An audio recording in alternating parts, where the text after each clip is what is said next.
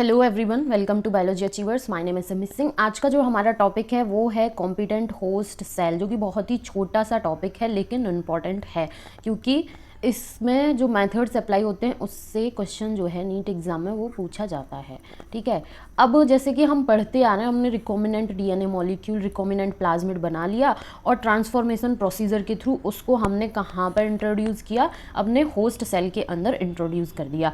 जितना हम बोल रहे हैं बहुत ही सिंपल तरीके से, क्या ये मेथड उतना ही सिंपल होता है? बिल्कुल नहीं होता।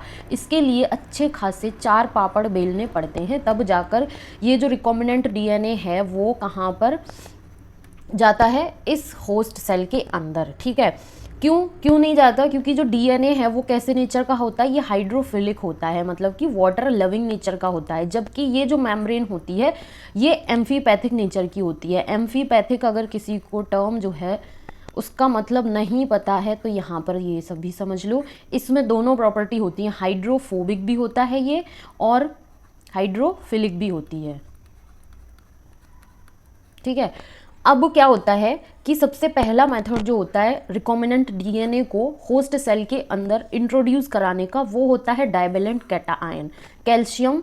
ठीक है, तो इसमें क्या होता है कि जो डाइवेलेंट कैटायन है, कैल्शियम जो है, इसकी कुछ एक स्पेसिफिक कंसंट्रेशन से हम क्या करते हैं, इस होस्ट सेल को ट्रीट करते हैं, जिससे क्या होता है, ये होस्ट सेल जो है वो थोड़ी वीक हो जाती है। जब ये वीक हो जाती है तो क्या होता है, जो रिकॉम्बिनेंट डीएनए मॉलिक्यूल है वो होस्ट सेल के अंदर इंट्रोड्यूस हो जाता है। किसके थ्रू? होस्ट सेल में कुछ पोर्स जो हैं प्रेजेंट होते हैं, जो बैक्टीरिया की सेल वॉल होती है वहाँ पर पोर्स प्रेजेंट होते हैं। उन पोर्स के थ्रू रिकॉम्बिनेंट डीएनए मॉलिक्यूल जो है वो होस्ट सेल के अंदर इंट्रोड्यूस हो जाता है। तो फर्स्ट मेथड क्या था कि डाइवेलेंट कैटायन, मतलब कि कैल्शियम, ये नाम याद रखना है, डाइवेलेंट कैटायन में कैल्शियम, इसकी एक स्पेसिफिक कंसंट्रेशन से हम होस्ट सेल को ट्रीट करते हैं, जिसकी वजह से हमारी जो होस्ट सेल है वो क्या हो जाती है, वीक हो जाती है। और इसी चीज़ का फ़ायदा उठाते हुए रिकॉम्बिनेंट डीएनए मॉलिक्यूल जो है वो सेल वॉल में प्रेजेंट पोर्स के थ्रू कहाँ पर आ जाता है, होस्ट सेल के अंदर इंट्रोड्यूस हो जाता है। एक मेथड तो ये हो गया, मतलब एक पापड़ ये मिल गया।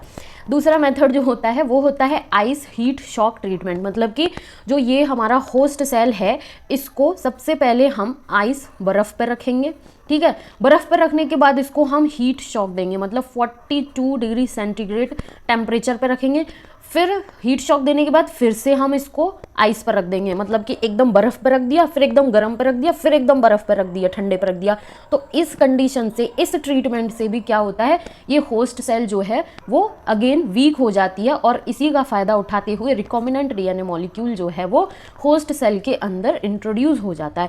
तो divalent cation, heat shock treatment, ये वाले 2 मेथड्स जो हैं वो होस्ट सेल बैक्टीरिया है तब काम आते हैं।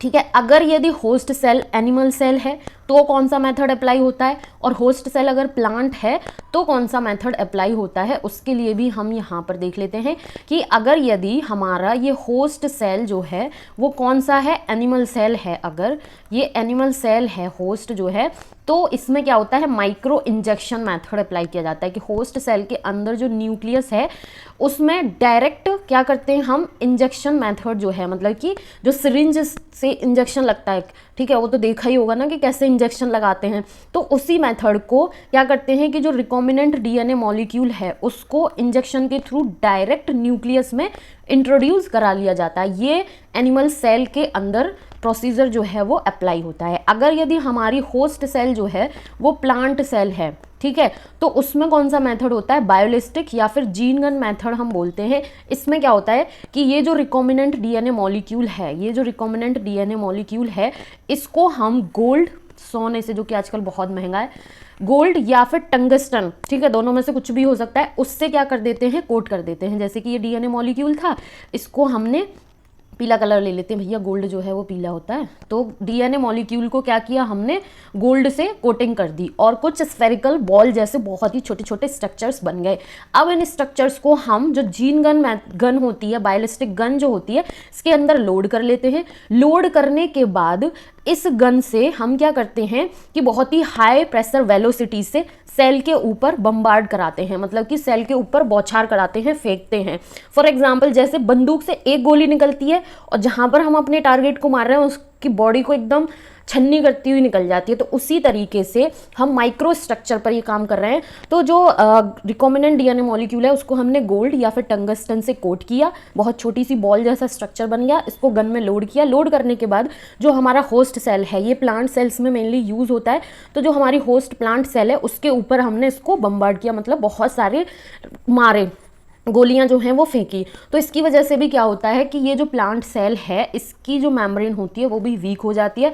और इसी चीज़ का फ़ायदा उठाते हुए क्या होता है, ये टंगस्टन गोल्ड वाला पार्टिकल जो है वो कहाँ चला जाता है, सेल के अंदर। और टंगस्टन गोल्ड पार्टिकल के अंदर क्या बैठा है, रिकॉम्बिनेंट डीएनए मॉलिक्यूल ही तो बैठा है, जो कि सेल के अंदर इंट्रोड्यूस हो जाता है। सो ये थे कि कुछ डिफरेंट मेथड से हम होस्ट सेल को कॉम्पिटेंट बनाते हैं, जैसे कि डाइवेलेंट कैटायन और आइस हीट शॉक वाला मेथड बैक्टीरियल सेल जब होस्ट होगी तो उस केस में यूज़ होता है। माइक्रो इंजेक्शन वाला मेथड एनिमल सेल के केस में यूज़ होता है। बायोलिस्टिक जीन गन मेथड जो है वो प्लांट सेल के केस में यूज़ होता है।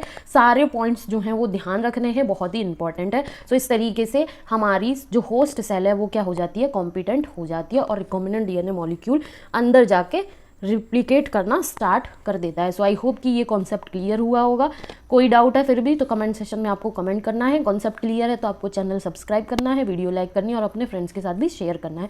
Thank you so much for watching.